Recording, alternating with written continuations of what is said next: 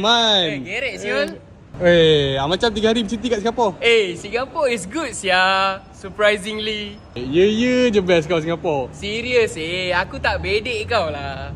Walau sibeh hot lah. Very hot lah today Siul, siang. Tadi kau bilang hari ni hari 6 kan? Hari ni Sabtu lah.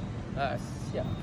Gerek lah, let's go eat inside here. Tadi aku dah makan tu. Kau jangan nak bedek aku lah sia.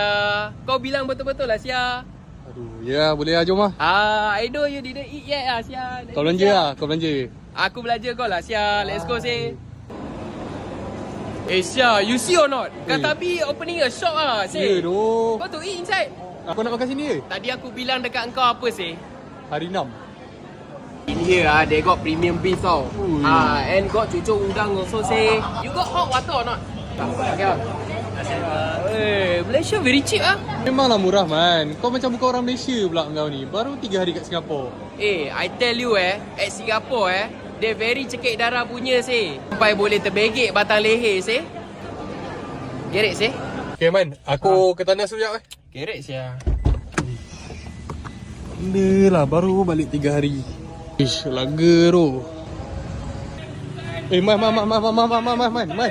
Man. Asal kau ni? I tell you the oil here very cheap Mula dah perangai kau ni, mula dah. Full time. Gerek